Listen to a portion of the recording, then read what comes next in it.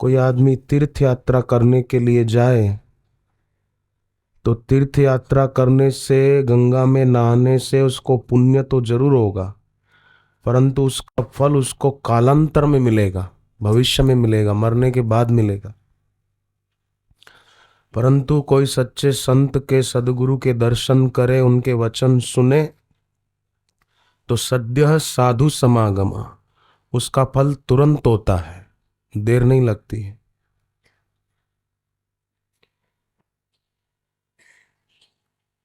सच्चे संत के दर्शन से प्रसन्नता बढ़ती है और प्रसन्नता नीरसता को खा जाती है। नीरसता के कारण व्यक्ति विकारों में सुख ढूंढता है,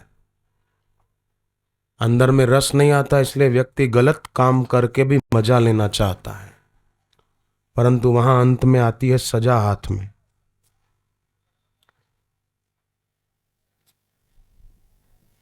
हिरण्याकश्यपु था ना, उसने तपस्या बहुत की थी। ब्रह्मा जी कहते थे कि हिरण्याकश्यपु ने जो तपस्या की वो कोई नहीं कर सकता, परंतु उसकी तपस्या से उसको ईश्वर की प्राप्ति नहीं हुई।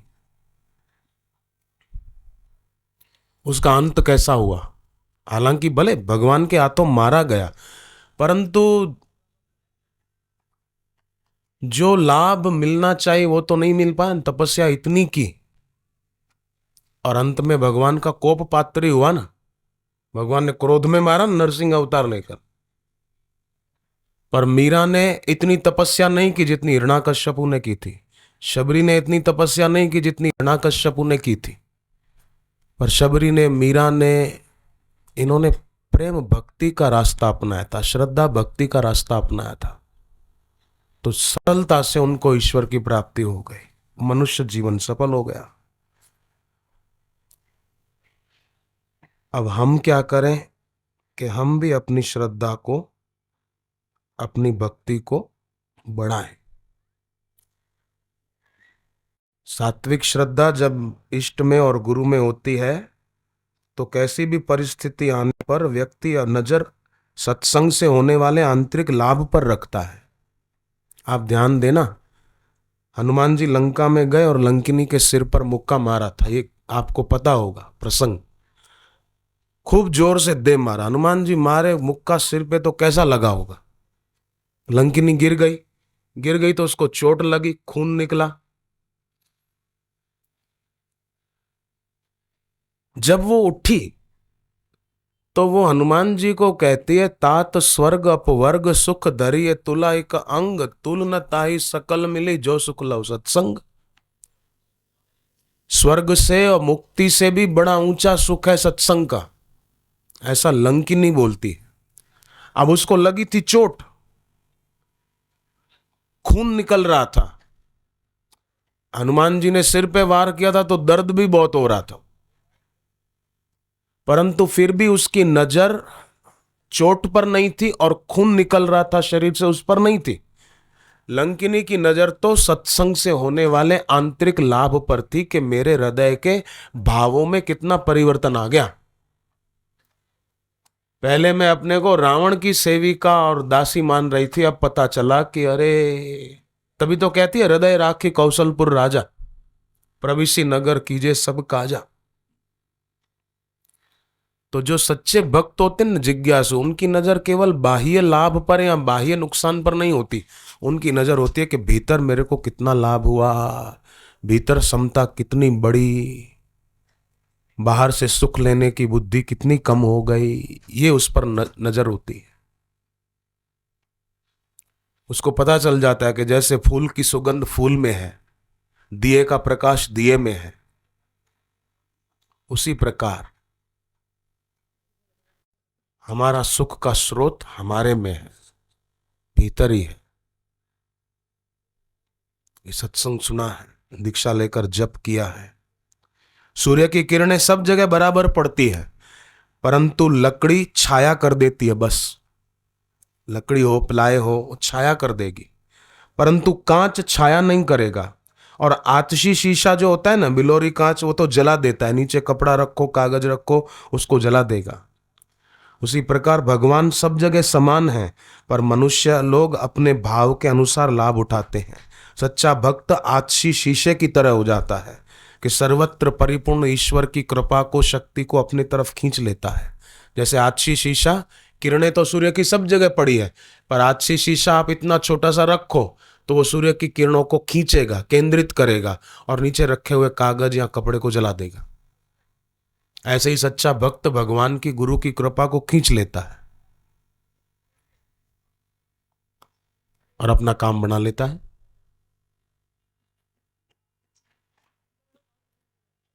गांधीधाम से एक बहन आई थी बड़ौदा में, उसके पति ने केस कर दिया था अलग होने के लिए। अब वो बेचारी बहन बड़ी दुखी थी, जयश्री बहन। बड़ौदा आई, जिस दिन तारीख थी उस दिन किसी कारण से कोर्ट ही बंद हो गई थी।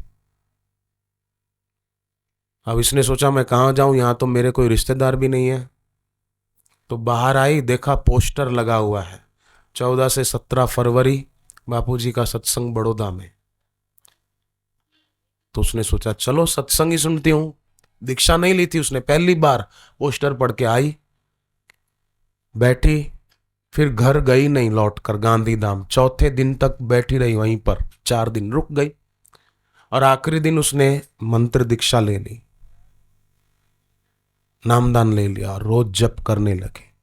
17 फरवरी को दीक्षा ली और 17 मार्च को तो उसके पति ने फोन किया और कहा कि तुम आ जाओ, अपन दोनों समाधान कर लेते और मिलजुल कर प्यार से रहेंगे, झगड़ेबाजी को छोड़ो, कोर्ट केस छोड़ो। कैसा परिवर्तन आ गया। 1 महीना जप किया उसने। आत्मज्ञानी गुरु का दिया मंत्र होता है ना, उस मंत्र में बड़ी शक्ति होती है, परंतु आछी शीशे की तरह सूर्य की किरणें तो सब जगह पड़ रही है, आछी शीशा केंद्रित कर देता और कपड़ा या कागज नीचे हो तो जला देता है। रविंद्रनाथ टैगोर एक कहानी सुनाते थे कि एक भिखारी सुबह झोले में थोड़े चावल डालकर, कच्चे चावल, भीख मांगने निकला। सुबह सुबह राजा को देखा, सामने से राजा आ रहा है। भिखारी राजी हो गया कि अब तो कभी किसी से कुछ मांगना ही नहीं पड़ेगा, राजा से ही थोड़ा मांग लूंगा। राजा नजदीक आया, भिखारी कुछ मांगे इसके पहले राजा ने कहा। तो भिखारी को राजा कहता है कि मेरे राजपुरोहित ने कहा है कि आज सुबह सुबह जो कोई व्यक्ति तुमको पहला पहला मिले उससे कुछ भी मांग कर लेके आओ, कुछ विधि करेंगे, नहीं तो तुम्हारे राज्य पर खतरा है, संकट है। तो अब तुम ही मिले हो सबसे पहले, तो तुम मेरे को कुछ दे दो। अब राजा भिखारी को कहता है कि मेरे को कुछ दे। भिखारी ने सोचा कि अब मैं तो इससे मांगने की सोच रहा था, ये मेरे से ही मांग रहा है, अब राजा है ना कैसे कहूं। तो भिखारी ने झोली में से एक चावल का दाना राजा को दे दिया कि ले जान छोड़। राजा ने भी सोचा कि मेरे को भी कुछ करना थोड़ी है, मेरे को क्या कमी है, ये तो पंडित ने कहा है तो चलो भाई ले जाता हूं। राजा एक दाना चावल का लेकर चला गया। अब भिखारी सारा दिन घूमा, उसको कोई भी देने वाला मिला ही नहीं। भिखारी ने सोचा कि सुबह सुबह मुहूर्त ही खराब हो गया, चौघड़िया देख के नहीं चला था शायद। एक आदमी ने शाम को अपनी पत्नी को कहा कि आज सुबह सुबह न जाने किसका मुंह देखा था, खाना भी नसीब नहीं हुआ। तो पत्नी ने कहा 1000 बार आपको कहा है बेडरूम में आईना मत रखा करो, अपना ही चेहरा देखा होगा, आप कहते हो सुबह न जाने किसका देखा, मत रखो आईना बेडरूम में। कई लोग ऐसे होते हैं ना, एक दूसरे पर ऐसे कटाक्ष करते रहते हैं वाणी के कि बेचारा सामने वाला दुखी हो जाए। पंडित ने फोन किया म्युनिसिपलिटी वालों को, हमारे पड़ोस में सामने एक गधा मर गया है, बदबू बहुत आ रही है, तो आप जरा अपने कर्मचारी भेजो वो सफाई करा दें। तो उसने कहा कि आप तो पंडित हो ना, बोले हाँ। तो आप तो कर्मकांड जानते हो, बोले हाँ जानता हूं। तो बोले आप जब कर्मकांड जानते हो तो आप ही कर दो ना उसकी अंत्येष्टि। तो पंडित ने कहा मैं कर दूं, पर मैंने सोचा कि रिश्तेदारों को तो खबर करूं, इसलिए तुमको फोन किया है। वो उसको बोल रहा है, वो उसको, पति बैठा था खाने, चावल में आया कंकर, तो पत्नी को डांटा कि चावल सोया कान वैसा, चावल बिने नहीं थे, कंकर आ गया, भगवान ने 2 आंखें काहे के लिए दी है। पत्नी बोली तो भगवान ने आपको 32 दांत काहे के लिए दिए हैं, एक कंकर चबा नहीं सकते। वाद प्रतिवाद में लोग उलझे रहते हैं। इससे क्या होगा? सबका भला कैसे हो? अनुद्वेग करम वाक्यम, गीता में लिखा है उद्वेग पैदा करे ऐसा वाक्य बोलना ये वाणी का अपराध है।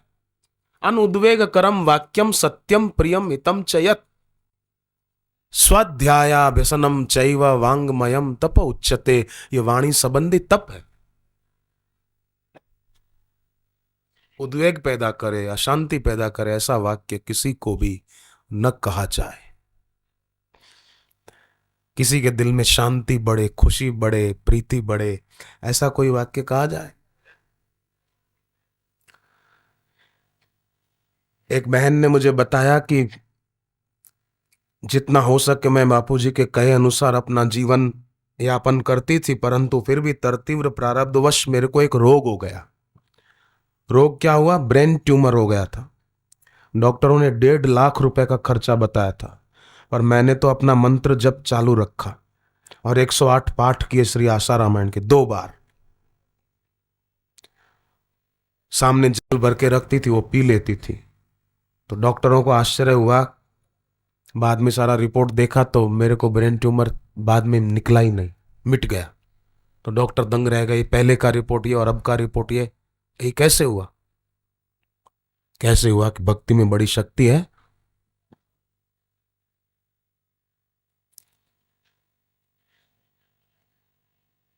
निगुरा आदमी क्या जाने, उसको कैसे पता चलेगा? निगुरा आदमी नहीं जान सकता।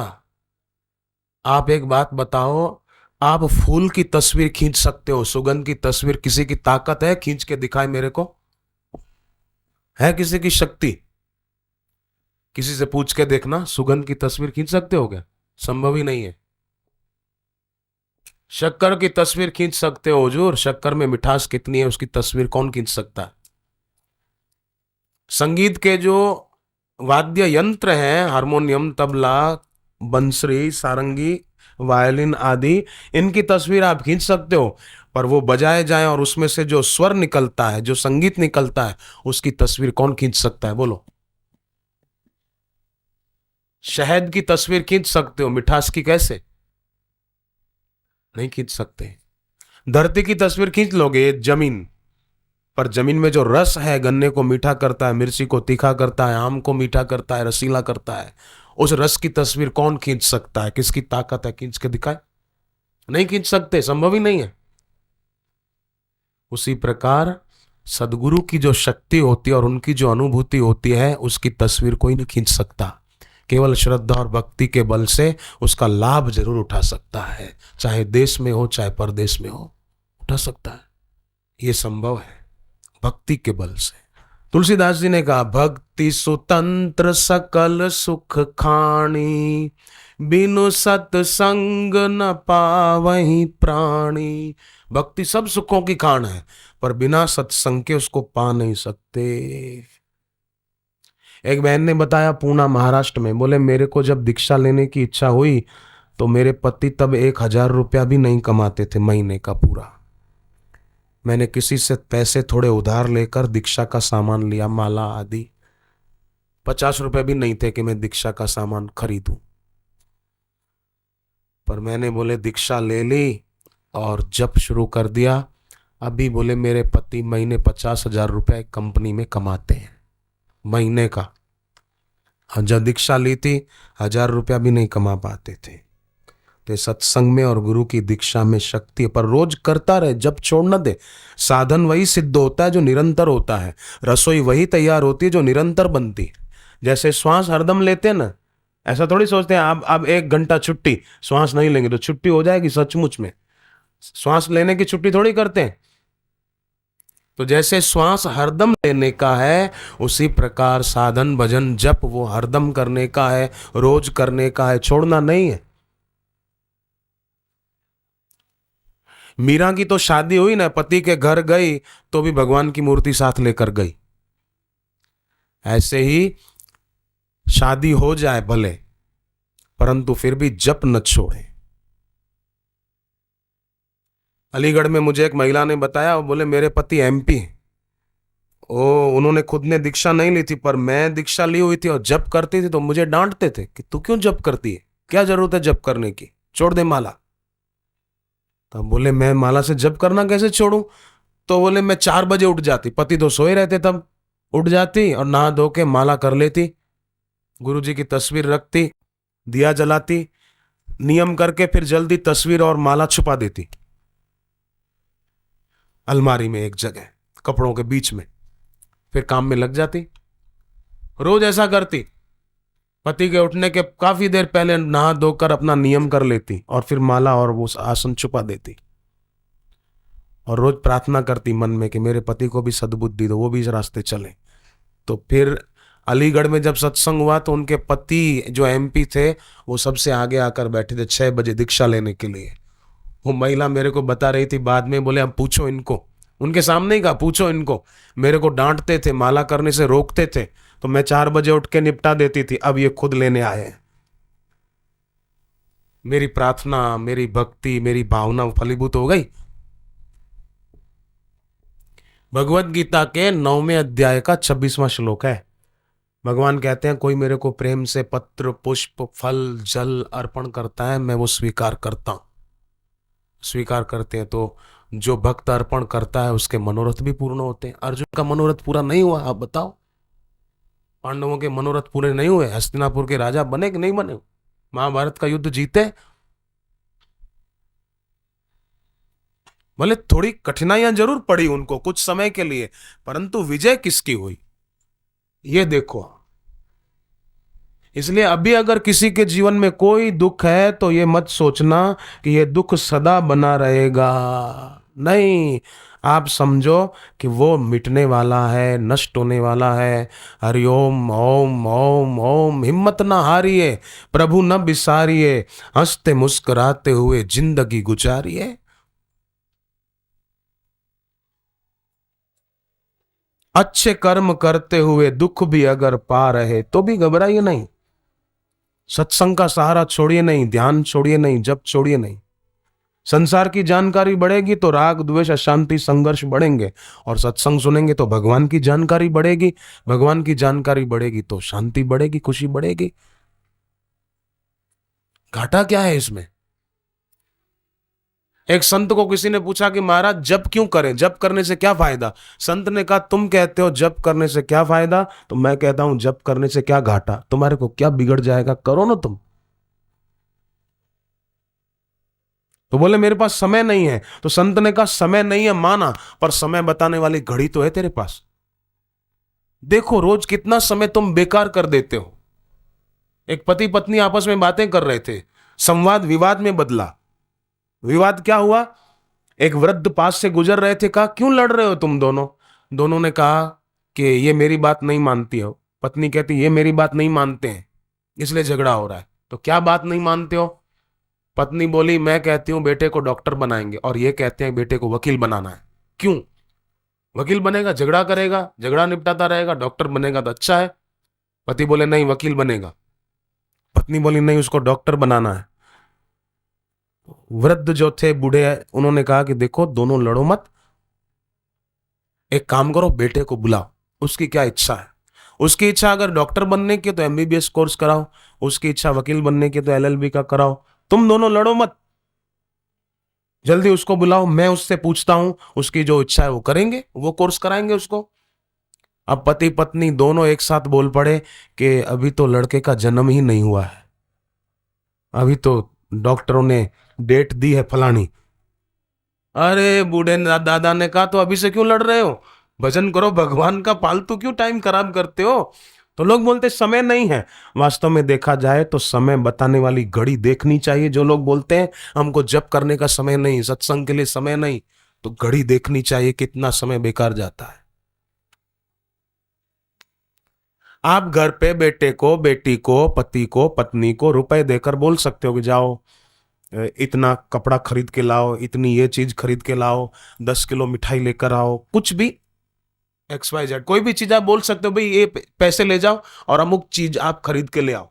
पर आप कभी किसी को 10,000 रुपया देकर ऐसा बोल सकते हो कि जाओ डॉक्टर के पास से थोड़ी उम्र खरीद के ले आओ, थोड़ा थोड़ा समय खरीद के ले आओ? ऐसा बोल सकते हैं किसी को? नहीं, बोले वो पागल माना जाएगा कि क्या बोलता है, बोल ही नहीं सकते। तो ऐसा है अनमोल समय और वो बीता जा रहा है, तो देखना चाहिए वो कैसे बीता जा रहा है, कैसे कार्यों में बीत रहा है, ये देखना जरूरी है।